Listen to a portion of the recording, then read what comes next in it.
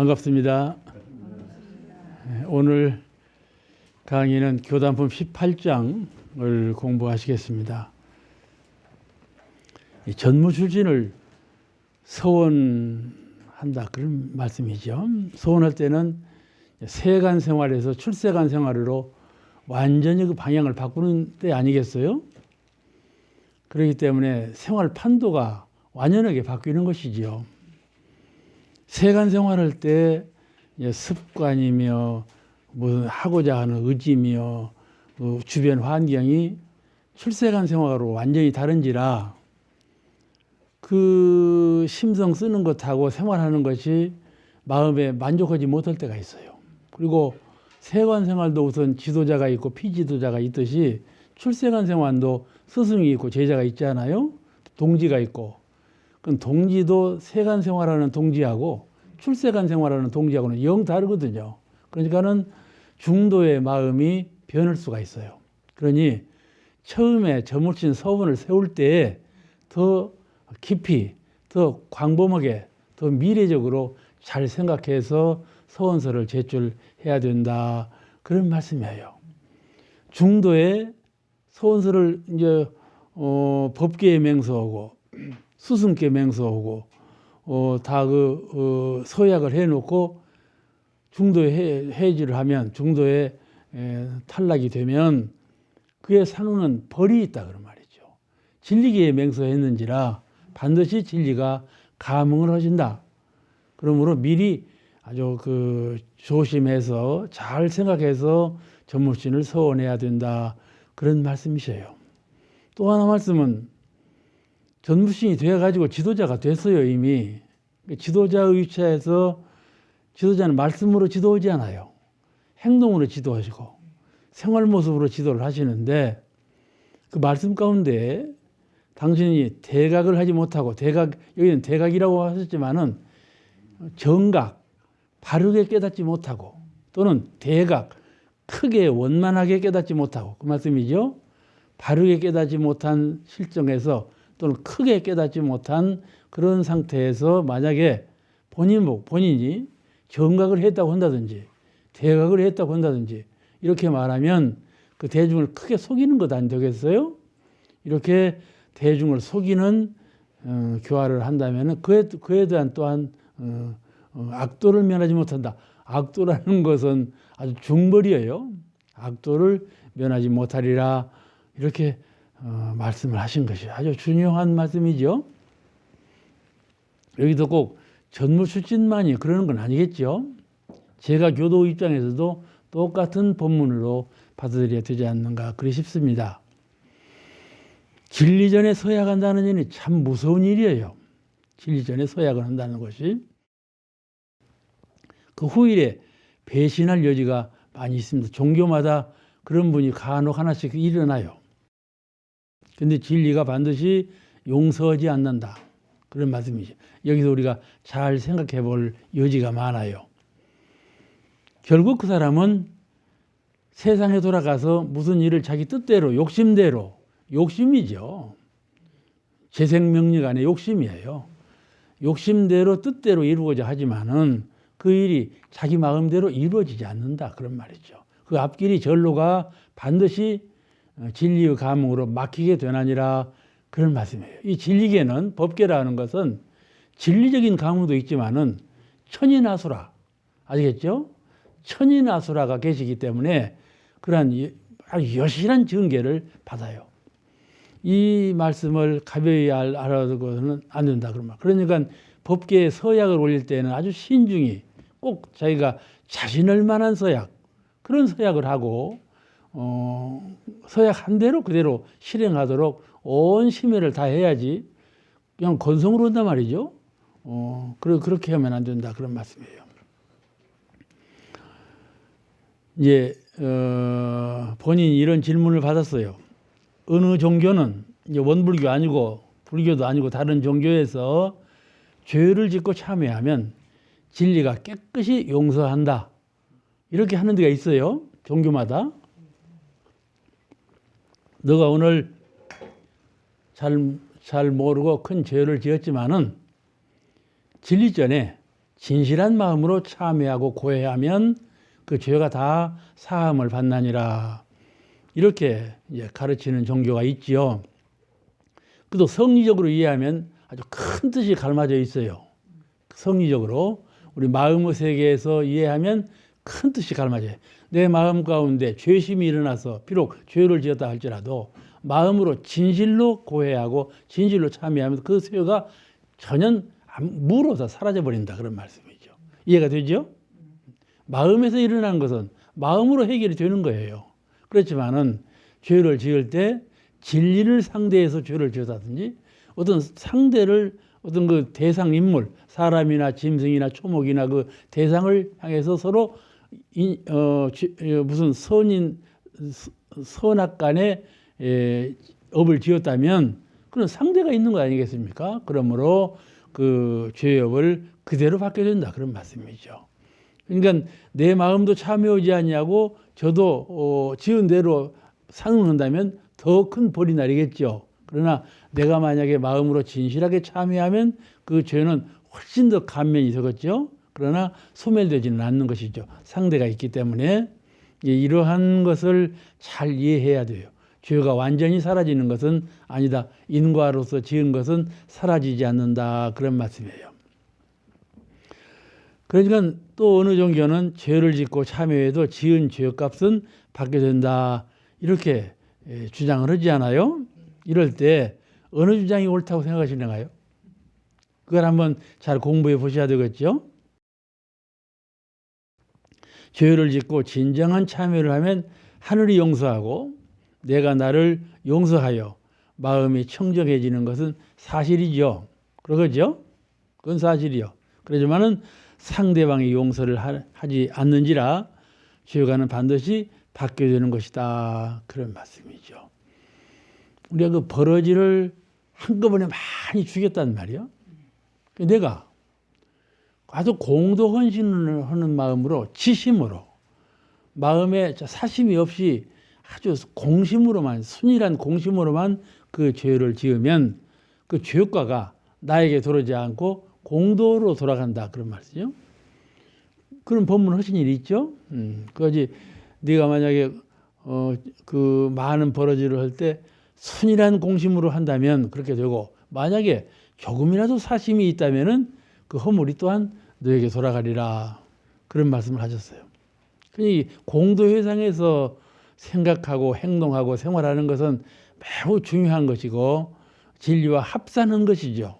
그러니까 우리가 제가교도로서 또는 출가교도로서 이 공부 이 사업을 해 나간다는 일은 진리와 함께 하는 일이에요. 함께 하는 일인데 후광을 입고 하는 것이란 말이죠. 홀로가 아니고 접사람이에요. 홀로가 아니고 접사람이요. 그렇기 때문에 그 혹시 잘못을 범한다 하더라도 그 죄가는 아주 가벼이 받게 된다, 그런 뜻을 내포하고 있어요. 그런데 상대방이 진급 간급을 하거든. 죄를 그 과보를 나한테 보응해 올 때 상대방이 더 간급한단 말이죠. 그러면 더 악하다, 그런 말씀이죠. 더 진급하면 어떻게 되겠어? 더 선해지겠죠. 이게 상대방의 진간급에 따라서, 진급 간급에 따라서 나에게 돌아오는 과보도 경중이 차이가 난다, 그런 뜻이죠. 인과는 이렇게 경중에 큰 차이가 나요. 진간급을 하기 때문에. 그런데 진리전에 서약을 하고 배신하는 일이 있잖아요. 가령 조물신을 하다가 나중에 나 조물신 못 하겠다고 나가서 세속으로 환속해 버린단 말이에요. 그러면 자기 마음에는 이리로 가다 저리로 갔으니 그냥 그것이 그것이다 생각할지 모르지만은 절대로 그렇지 않다, 그런 그 엄중한 그 진리계의 상벌을 말씀하신 것이에요. 배신하는 것은 통상적으로 죄를 짓는 것과는 근본적으로 차이가 있다는 것을 잘 알아야 돼요. 진리계에 서약했기 때문에. 여기서 진리전이라고 그러죠. 진리전에 서약을 하고, 진리전. 그 진리는 진리와 천인아수라를 다 포함한 말씀이에요. 다 포함한 말씀이에요. 공자께서도 하늘의 죄를 지으면 용서받을 길이 없다 했죠. 하늘의 죄를 지으면 용서받을 길이 없다. 이 말씀이 바로 진리계 허물을 지으면 벌을 받는다 그런 말이에요. 자활 획제어천 하늘을 향해서 죄를 지어 그러면 무소도야 아니라 빌 곳이 없어. 그러지 않아요? 그리고 하늘에 빌어야 하는데 하늘을 향해서 죄를 지었으니 어디다 빌겠어요? 그러잖아요. 대종사님 초창기에 제자들의 권유, 대종사님 초창기에 원불교 회상을 새로 세우시고 성불 제중 서원의 종자를 자꾸 이제 발양시켜서 키워내신단 말이죠. 제자들을. 성불 제중하는 뜻을 갖도록 온 공을 다 들여주시고 또 앞으로 돌아올 새회상 창립의 주인공이 되도록 아주 권유를 진정으로 잘 해가실 때 무엇을 제일 주장해 주냐면 사사를 버려라. 사사, 개인을 위하고자 하는 마음을 버리라. 이 말씀을 가장 많이 강조하셨어요. 이 공도회상에 와서 몸은 공도회상에 있으나 마음에 사사심을 품는다면 또 보이는 자리에서는 공도원신을 하는 것 같으나 안 보이는 자리에서는 개인적인 마음으로 무슨 일을 저지른다면 그는 저물신 헌 보람이 없다. 그런 뜻으로 먼저 사사를 버려야 한다. 사심이 있으면 성불을 못 한다 그 말이에요. 진급도 할 수가 없고 우선 사사를 버려야 한다. 그런 주장을 하셨어요. 근데 이제 천지심 그때는 천지신명이라고 했으니까 천지신명께 이제 기도를 하고 그러는데 이제 그 벌을 받는다 그러니까는 삼사님이 들으시고 야 그렇겠구나 했는데 후일에 보니까는 그 처음에는 9시 작가인데 오내진 씨라고 하는 분이 들었었어요. 다음에 교체가 되었는데 그분이 대중사님께 서약을 하고 천지신명께 서약을 올려놓고는 세월이 좀 흘러가니까 배신하는 말을 하는 거야. 밖에 나가서 엉뚱한 말을 해. 그러니 삼사님이 그 상황을 살피시고 생각하시기를 저 사람이 저렇게 하니 대중사님께서 먼저 말씀하시기를 진리 전에 배신하는 그런 일을 하면 큰 벌을 내린다 그러셨는데 어찌하려고 저러는가? 두고 볼 일이다. 저가 만약에 벌을 받으면 대종사님에 대한 신심이 더 날 것이고 벌을 받지 아니하고 평행적으로 나간다면 그 대종사님께서 말씀하신 거 그러지 않는가? 이 마음을 갖게 돼 삼사님이. 삼사님은 누구냐 하면은 견성이 이루지 않아. 아주 영대가 밝고 훌륭한 분이었어. 제자지만은 이러리라 하고 이제 간음을 세고 있는데 아주 온해진 그분이 갑자기 논두렁에서 그냥 피를 토고 거기서 사망했잖아요. 그러니까 참 천벌이 있구나. 이걸 아주 딱 알게 됐어. 그래 그런 그 수레를 하거든. 그래서 제자들의 신심이 더 고양되었다. 그런 거예요. 그건 사표를 보인 거예요. 그죠? 대종사님이 직접 이게 하신 것이 아니고 대종사님께서 벌을 내리셨나 그런 건 아니고 이 법계에는 천인아수라 아시겠죠? 천인아수라가 다 계신다 말씀이죠. 그러므로 징벌이 있고 진리계의 서약을 위반하면 이렇게 큰 벌을 받는다는 것을 아주 명심사항으로 잘 알아야 할 것 같아요.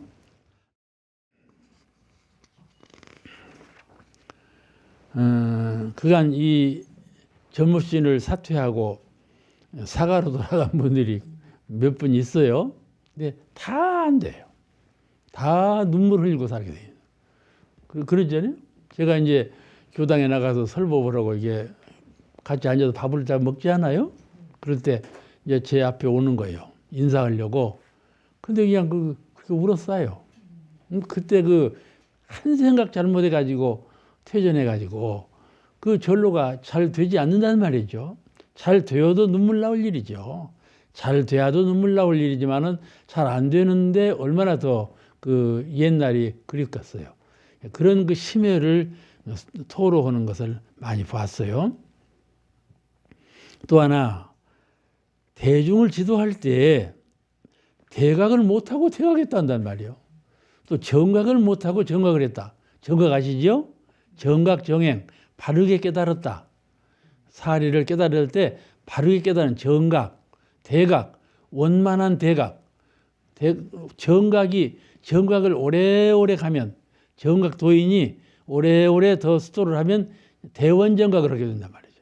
그러니까 정각하고 대각하고는 달라요. 그 내용상은 같아.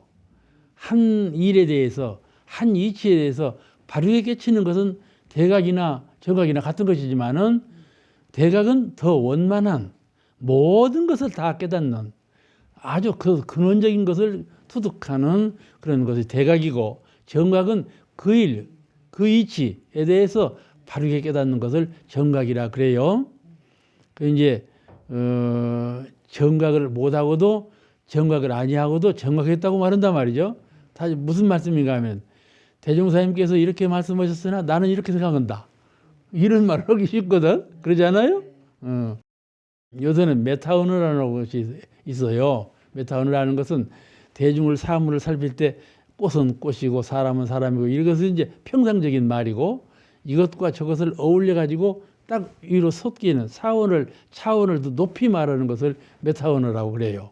근데 자기가 뭐 이제 철학을 한다든지 종교적인 진리를 깨닫는다든지 이걸 해가지고 이것을 갖다가 자기 주견을 딱 해준단 말이에요. 그건 철학에서는 괜찮아요. 철학에서는 괜찮아요. 근데 종교가에서는 그러면 안 돼요. 그러나 아주 겸손해야 돼.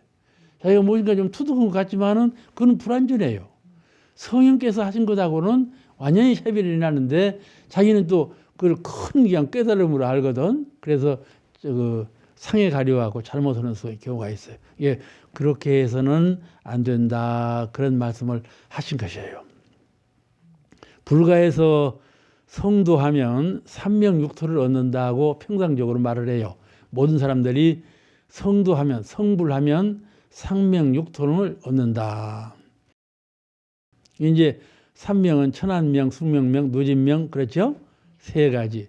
이제 육통은 천안통, 숙명통, 신족통, 타짐통, 천이통, 이런 것들을 육통이라고 그러고, 예, 삼통, 삼명 육통이죠. 그러는데 그 삼명 육통을 요약해 가지고 대종사님은 삼통으로 말씀하셨어요. 그것이 뭐이죠? 법통, 도통, 영통. 그렇죠? 영통, 도통, 법통. 영통 하나로 다 묶으신 거예요. 과거에 삼명육통을 영통, 도통으로 다 묶어버렸어. 거기에 법통 하나를 내셨어. 법통 하나를 내시고 이 법통을 이루는 성자는 참 희귀하다. 그런 말씀하신 거죠. 그것이 바로 뭘로 증거하는가 하면 원불교에는 정전이라고 하는 교서가 있어요. 이게 법통이에요. 정전과 같은 교서. 다른 종교는 없어요. 정전과 같은 그 교조께서 친히 저술하신 그런 원경, 그런 경은 다른 종교에서 없다 말씀이죠. 그것을 대부사님께서 창안하셔서 제정하신 것이에요. 그리고 이제 그거 다 끝나니까 열반하시지 않았어요. 그거 하러 오신 거예요. 그거 하러 오신 거예요. 그와 같이 법통, 이 과학 문명으로 참 무한히 발전되었고 또 앞으로도 어떻게 발전되어 갈지 모르지 않아요. 요새는 시계 하나를 가지고 오만 것을 다 얻으마.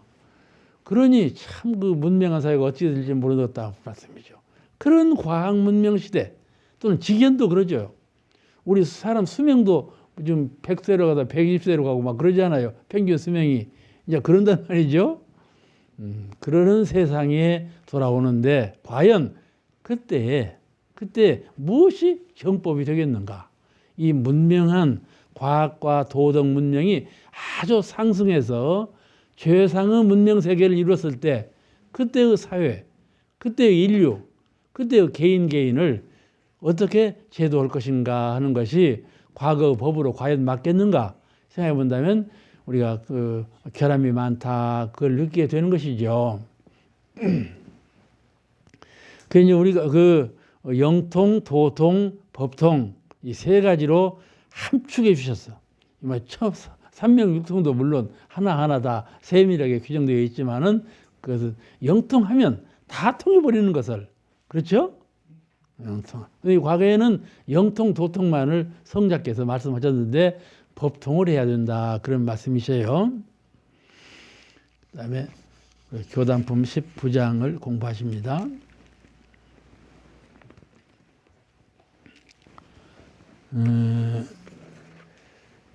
우리들이 일이 마치 이제 출가 제가 그 대종사님을 봉대하고 거기서 공부와 사업을 하는 모든 출가 제가 교들이 그 일이 마치 비유하자면 기러기 때와 같다. 기러기 잘 아시죠? 기러기는요, 알에서 나면서부터 알에서 깨어나면 이게 대열을 서 가요. 이렇게 새끼 때부터 쭉 대열을 서러 가는 그런 습성이 있어. 그러니까 이제 날아갈 때 대열을 서 나갈래요. 그러니까 그 기러기는 또 일정한 집이 없어. 다른 것들은 다 집을 짓고 살지 않아요. 기러기는 집을 짓고 살지 않아요. 그런 특성을 가지고 있어요. 이제 남쪽에서 북쪽으로, 북쪽에서 남쪽으로 왔다 갔다 하면서 먹이를 구하고 살지요. 근데 그 두목기러기라고 하잖아. 제일 앞에 가는 기러기? 그거 정보부장이에요. 정보부장. 하고 무슨 위험성이 있으면 뭐라고 신호를 보내면 전부 일어나고 한 줄로 서서 이렇게 날아가는 거예요. 그죠? 그런 걸 많이 보는 거예요. 근데 그게 그러니까 두목이라고 한다면은 우두머리인가 보다 그러지만은 사실은 보초기러기요. 보초기러기. 기러기는 보초기러기요. 그 보초기러기가 정보부장격이지. 그래갖고 이제 하는 대로 따라가는 거예요. 그런데 우리가 그 시절 따라서 인연이 모이잖아요. 가령 대종사님께서 이 세상에 오셔가지고 대각을 이루시고 법을 펴실 때 정산 종사님을 만나시고 대산 종사님도 만나시고 어찌 그리 딱 만나시냐 말이야. 그걸 시절이라고 그래요. 그렇지 않아요? 서로 그 오는 세상이 달라. 지은 바에 의해서 오는 세상이 다른데 또 이제 서원을 가지고 오시기도 하겠지만은 다 다르잖아요. 다른데 그 세 분이 같이 딱 만날 시절이 됐다 그런 말이에요. 응? 그런 시절이 흔치 않지 않아요?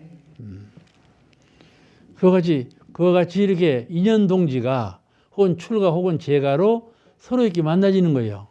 우리가 만나는 것은 대종사님 멸반하신 후에 이렇게 만나지는 인연 공덕이고 대종사님 계실 때 만나지는 인연 공덕이 따로 있지 않겠어요?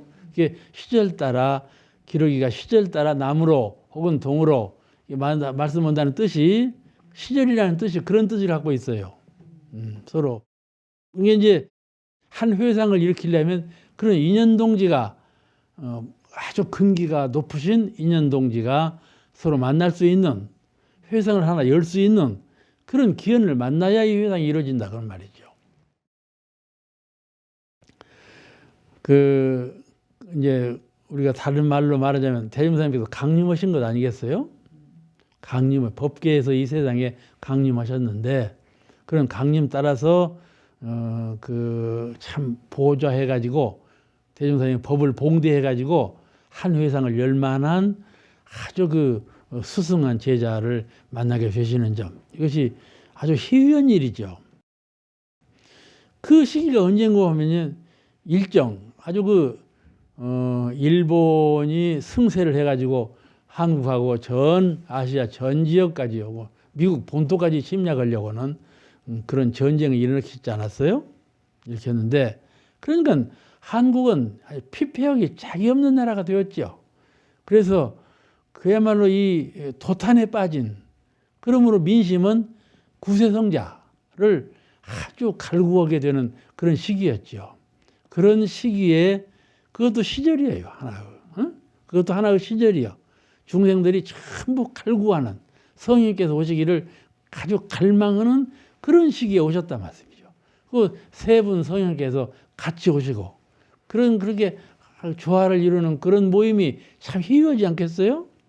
그렇게 이제 우리 원불교 회상이 이루어진 것이요. 그냥 우연히 이루어진 것이 아니고 그렇게 여러 가지 조항을 다 맞춰가지고 오신 거라 그런 말씀이죠. 그런데 기러기도 두목기러기가 갈 때에 이 종차 따라가는 기러기들은 잘 조심스럽게 잘 따라가야지. 거기서 만약에 기러기 떼에서 좀 이제 뒤로 물러나든지 옆으로 빠지면 못 받아요. 총알을 받는단 말이에요. 총알을 받아. 그물에 걸리거나. 이게 그 두목기러기가 그물에 걸리지 않도록 총알에 맞지 않도록 잘 지도를 하고 있는데 두목하는 것을 잘 못 따라가면 그런 꼴이 된다 그런 말씀이죠. 이제 그 총알에 맞고 그 물에 걸리는 것은 다른 것이 아니라 재와 색의 경계니라.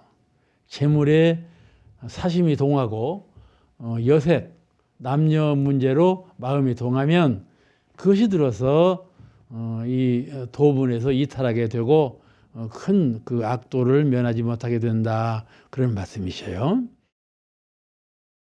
이 만물은 음과 양의 관계 원리로 이루어졌어요. 음양 아시죠? 음양의 아주 큰 두 기운의 관계 원리, 관계 속에서 아주 조화롭게 관계되는 가운데에서 은혜가 나오고 그 은혜 속에서 모든 창생이 생멸, 생성, 사멸하게 되었는데 이 세상을 그런 가운데서 세상을 잘 살려면 이 남녀 애정 문제 이거를 잘해야 돼. 남녀 애정 문제 이걸 참 잘해야 돼. 또 이 재물 득실 문제, 재물을 얻고 재물을 빼앗기고 그렇죠? 재물의 득실 문제 이거를 잘 해야 된다. 이거 재세금 문제인데 이것이 큰 문제로 부상하죠. 사람이 이 세상을 살아갈 때에는 남녀 관계 문제하고 이제 금전 또는 물질을 득실 문제하고가 재물의 득실 문제하고가 제일 큰 문제로 부상해요. 그러죠? 우리 인생을 살 때 그 두 가지 문제가 제일 위로 떠올라 있어. 이게 어떻게 했어요? 사람들이 관심을 거기다 두겠죠? 사람들의 관심은 아주 그 두 가지 방향으로 크게 두어. 그렇기 때문에 법회상에 들어온 연후에도 그 마음이 난다 그런 말이에요. 그러면 남녀 문제에 관한 마음이 나고 재물에 관한 마음이 난다 그런 말이죠. 그 마음이 이제 상습화돼서 나오게 되어 있어요. 그 마음이 날 때 이제 악도라는 것은 그냥 저 지옥만의 악도가 아니고 인간계보다도 더 강급하는 수라나 축생이나 이런 과보를 받아서 강급한다 그 말이에요. 급이 떨어져. 그걸 악도를 받는다 그렇게 말을 해요. 그래서 그에 따라서 이 제욕과 색욕 이 문제를 이 문제에 당할 때 흔들리지 아니하고 어두워지지 아니하고 그러지 않도록 잘 취사를 해야 되지 않겠어요? 그거를 잘하라 그런 말씀이에요. 교단 생활을 하면서도 재와 색의 마음이 흔들리면 교단 생활을 할 수가 없어요. 해도 허식이죠. 그러니까 그게 허식으로 살면 또 안 되지 않겠어요? 이런 것을 경고하신 말씀이에요. 오늘 여기까지 공부하시겠습니다.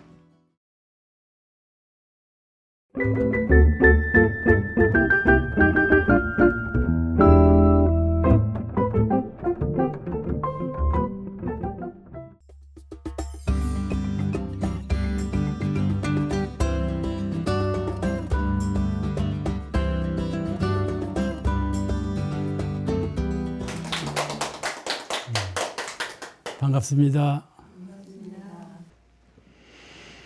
사자나 범 가장 맹수지요. 그렇게 그 힘이 장대한 성질이 고약한 그런 짐승도 비루 아시죠? 말이나 소에게 붙어하고 보이지가 않아 털 속에 붙어하고 갉아먹는 거예요. 하고 털이 다 빠져버려요. 비루를 먹으면. 그런데 부분적으로 털이 빠져도 나중에 그 말이 죽고 소가 죽어버려요. 비루에 걸리면.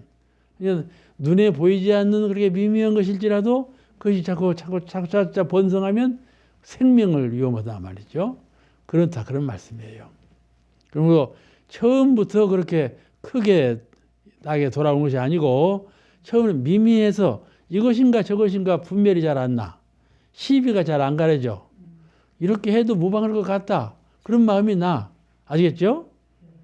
시비가 잘 가리가 안 타죠. 이것도 저것도 비슷비슷해. 거기서 시와 비를 잘 가리를 탈 줄 아는 능력을 지혜를 가져야 돼요.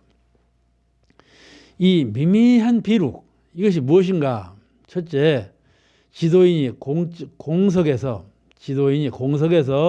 어떤 주의를 주면 유독 자기만 들으라 했다 하여 섭섭하게 하는 것이다. 그렇죠? 대림사님께서는 개인적으로 이제 경계를 하셔요. 개인적으로 다 부르셔. 그래갖고 말씀을 주시는데 그 말씀을 아주 명심해서 잘 행하면 좋지만은 후일에 그냥 방심해 버려. 우리 교역자 원로님 한 분이 어렸을 때부터 대종사님 문화에 와서 이제 살았거든요. 근데 대림사님께서 그 이제 어른들 흉을 내갖고 뒷짐을 찌고 늘 있었어. 대림사님께서 그 원로를 불러 그때 이제 청소년 때지요. 뒷짐 찌지 말아라. 그래서 주의를 주신 거예요. 근데 늘 뒷짐을 또 찌요. 그냥 방심해가지고. 어느 하루는 누가 뒤에서 털을 탁 치더래요. 보니까 대종사님이더래요. 주의를 주었는데도 뒷짐을 또 찌고 있는 거야. 그와 같이 개인적으로 이렇게 잘 경책을 하시고 주의를 주세요. 근데 잘 안 듣는다 그 말이죠. 그럴 때는 대중이 전부 그것을 허물이 있는 것처럼 대중 앞에 말씀을 하셔. 대중 앞에. 그래도 그 사람이 그랬다고는 안 하셔. 그 대중한테 그렇게 하면 안 된다고 주의를 주시는 거예요. 어떨 때는요, 그 당사자를 앞으로 나오라고 하셔. 세워놓고 대중을 꾸준 것이요. 그러니까 대중이 알아듣기를 군대에서도 그러잖아요. 누가 한 사람 잘못하면 전체 기합 받잖아요. 그렇게 이제 하신 거야. 그거도 비유할 수는 없지만은 대종사님 정신은 대중을 제도하는 데 있지. 그 한 사람 잘못한 것을 꾸준하는 데 있지 않아요. 그 한 사람의 잘못한 것을 잘 타일러서 제도하는 데 있어. 또 여러 대중을 잘 가르쳐서 제도하는 데 있다 말씀이죠. 그러니까 누구를 그냥 성가시게 한다든지 꾸중한다든지 이런 것이 아니란 말이에요. 그런 그 대종사님의 거룩한 광대한 신법을 우리가 배워야 돼요. 우리가 다른 사람을 지도할 때에도 이런 신법을 활용했으면 더 좋겠어요. 또 하나는 도량에서 공부하는 본인은 잊어버리고 이제 도량에 딱 들어왔어. 그러면 도량에 뭐 때문에 들어왔어요? 공부로 왔지 않아요. 공부하는 본인은 잊어버리고 사가의 대우를 받기를 원해요. 이게 대접받기를 원한다 그 말이에요. 이게 도가에서는 수도문 중에 들어오면 공경하지 않은 거예요. 뭐 어떻게 공경하는가? 부처님으로. 아기도 부처님, 할아버지도 부처님, 초목도 부처님, 모두가 처처불상 공경하지 않은 거예요. 그것이 도가의 가르침이에요. 그런데 공경을 받으려고 한다 그 말이죠. 대접을 받으려고 해요. 그러면 정모 씨는 정신에 맞아요, 안 맞아요? 맞지 않잖아요. 그걸 가르치신 거예요. 예수님께서도 십의사도의 발을 씻어주셨다. 그것이 바로 그 정신이에요. 종교에서 가르치는 것은 공경을 가르치는 거예요. 공경을. 근데 그러지 아니하면 그것도 큰 도가 문제가 되겠죠. 수도 생활은 본래 고행이에요. 고행. 그 고행을 수행으로 알고 즐기는 생활이요. 우리는 고행을 하면은 가령 집에서 설거지를 하면은 나중에는 설거지 하기가 싫죠. 그러죠? 설거지하기 좋다는 사람 하나도 없어. 모든 것을 하고 나면은 그것이 괴로울 때가 있어요. 내가 이것 좀 안 했으면 안 좋겠나? 내가 이렇게 고생스럽게 안 살아도 될 텐데. 그런단 말이죠. 그런데 도가의 일이라는 것은 세상에서 사는 일보다는 훨씬 더 괴로워요. 그런 일이 돌아와요. 가령 공사원님 같은 어른은 기독교, 가정이 다 기독교계인데 아주 젊은 나이에 오셨거든요. 16세인가에 오셨어. 내가 나이를 정확히는 모르겠습니다만 오셨는데 공사원님한테 처음 돌아간 일이 뭔가 하면은 똥통을 지는 일이에요. 똥통을 지고 호박구덩이까지 가서 똥을 버리는 일이 돌아와요. 그러니까 집에 계시면은 편안하고 대접받을 텐데 공도회상에 오셔갖고 고행을 자초한 것이죠. 그러죠? 그러지만은 경성교당 교무로 갑자기 가라고 하시더래요. 가만히 보니까 지혜도 총명하고 고난도 잘 참아. 모든 것이 전물신 정신에 위배되는 것이 하나도 없어. 그러니까 서울교음으로 발탁해 나갔다니까.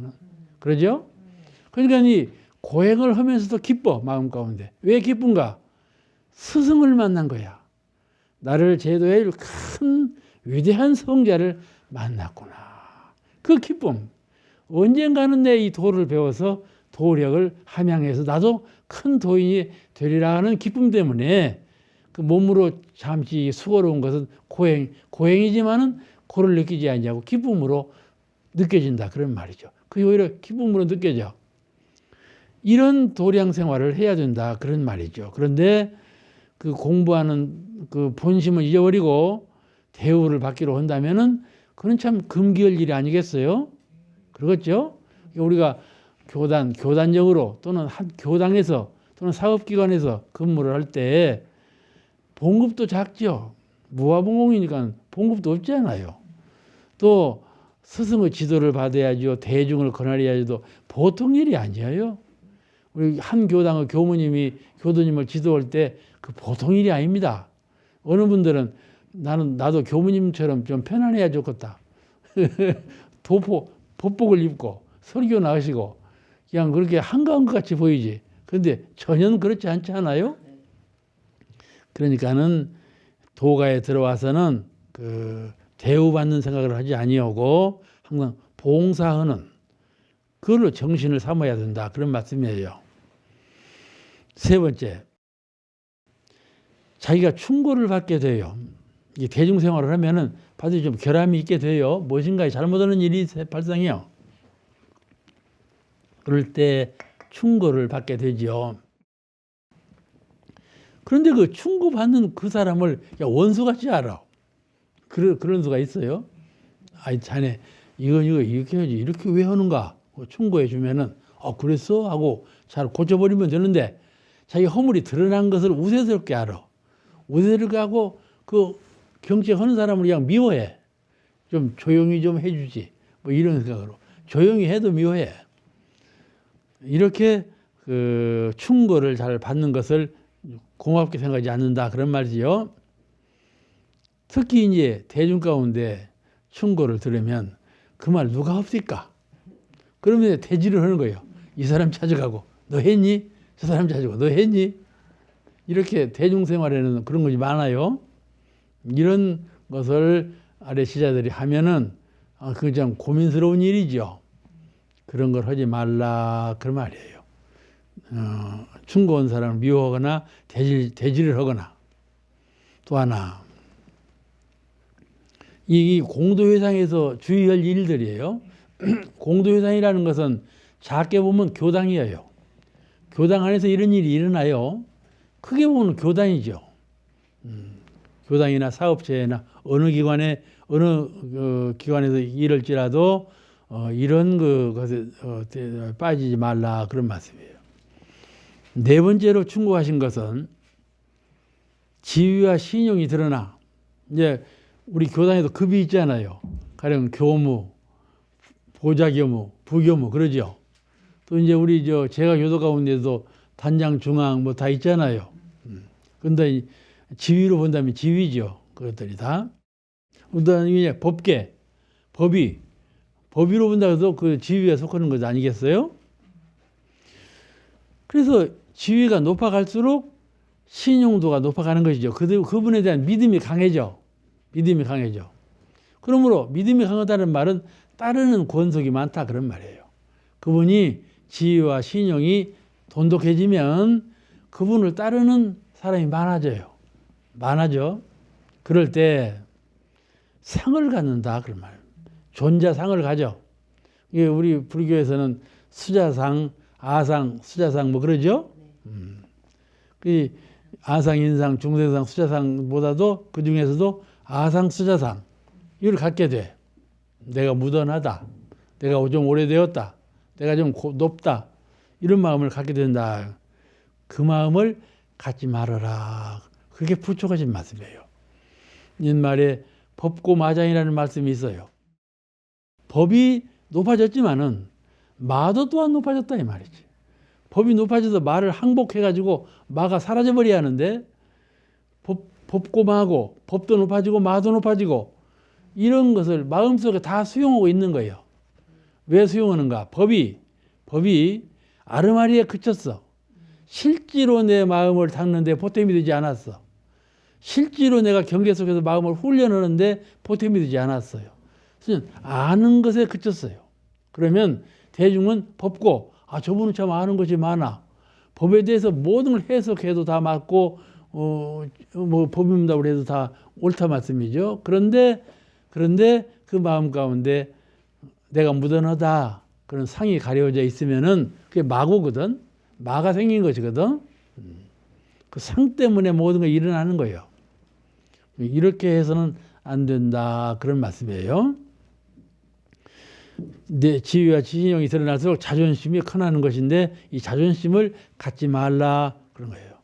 항상 아랫자리에 있어. 항상 아랫자리에 있어. 그죠? 대중 가운데 어느 분이 그랬더래요. 어느 자리에 가서 앉아야 돼. 근데 얼른 가서 자기 앉을 자리에 안 앉고는 손님 올 자리에 가서 앉아 있는 거야. 응? 그러면 그 사회자가 와서 그러는 거예요. 여보시오.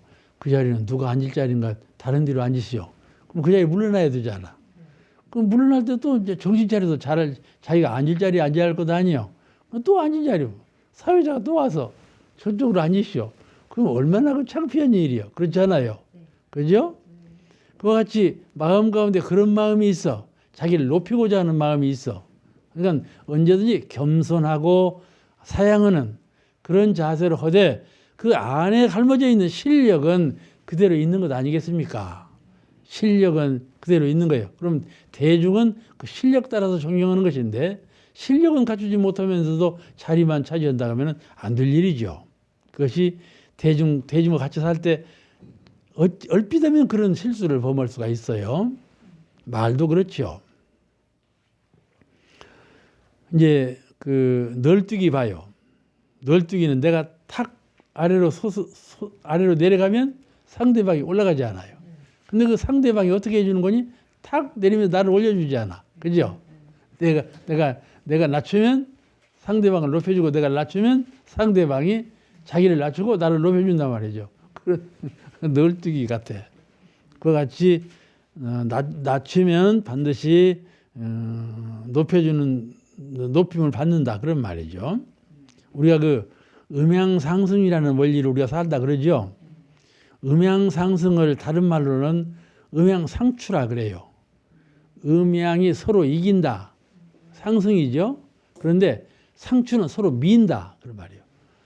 그러니까는 이긴다는 말은 위에서 굴림해가지고 아래로 누른다는 말이고 민다는 말은 아래에서 위로 받친다는 말이거든. 근데 이 말이 둘이 같은 말이에요. 위에서 끌어들인다.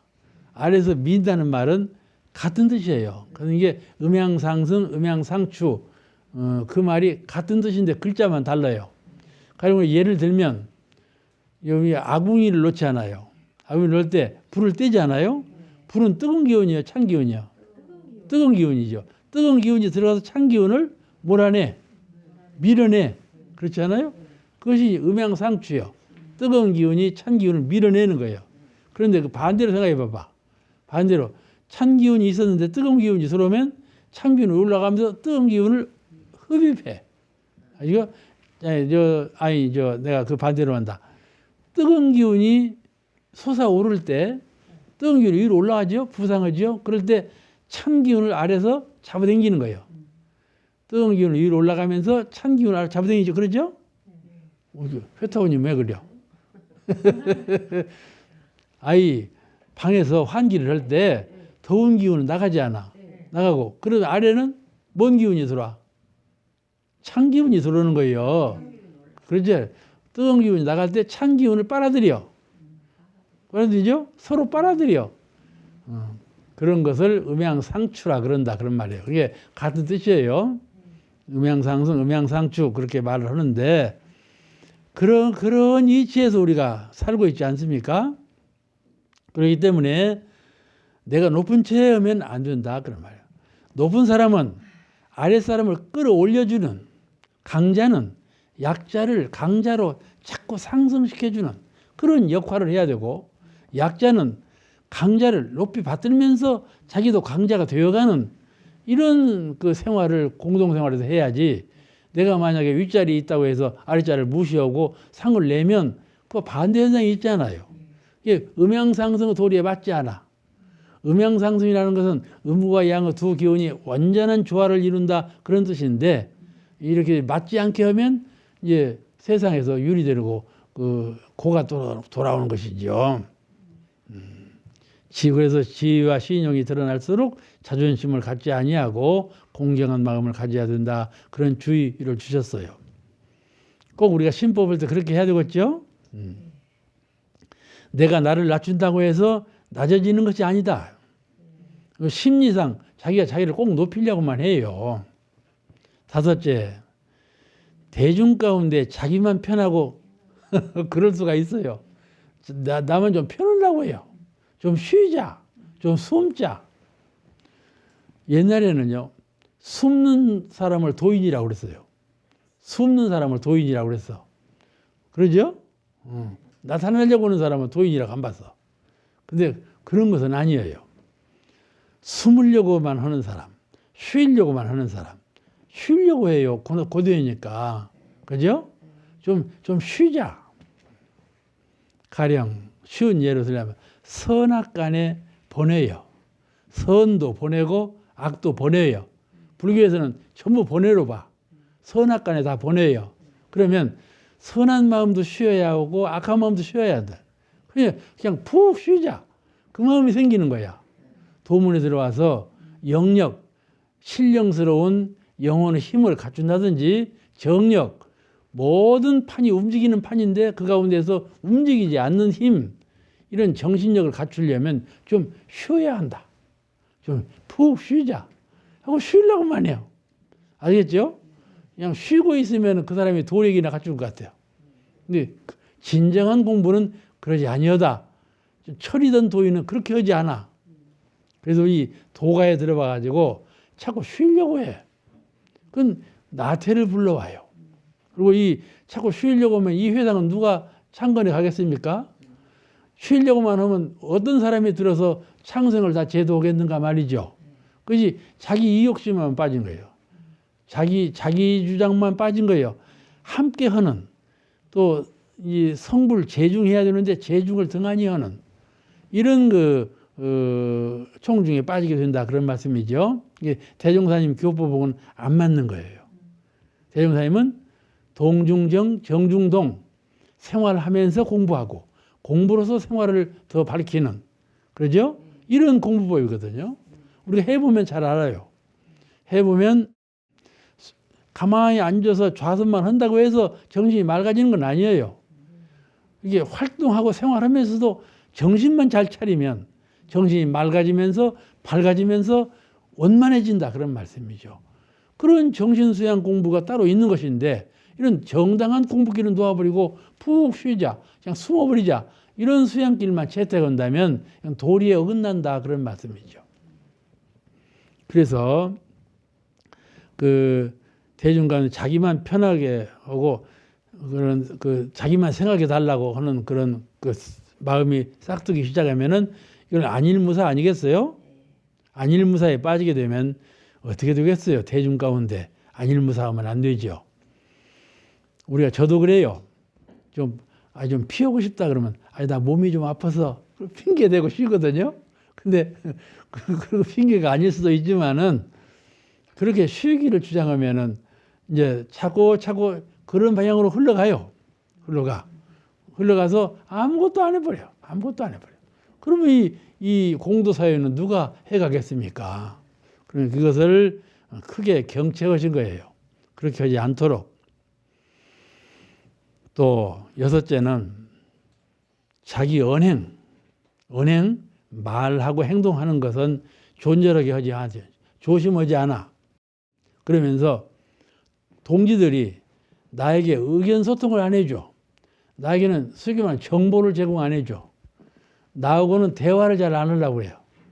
그러게 어째서 다른 사람들이 나하고 대화를 잘 꺼려하고 나를 이렇게 소외시키고 이러는가, 그런 생각을 하기 쉬워요. 이제 세상에서는 왕따라고 그러잖아요. 왕따를 당한다 그래요. 그런데 왜 그러는가 자기한테서 찾질 않아. 다른 사람이 나를 그렇게 소외시킨다 이렇게 생각을 하는 거야. 그런데 다른 사람들은 어떻게 보는 거니? 저 사람한테 말하면 하는 대로 그냥 직사포해요. 말하는 대로 전달을 해요.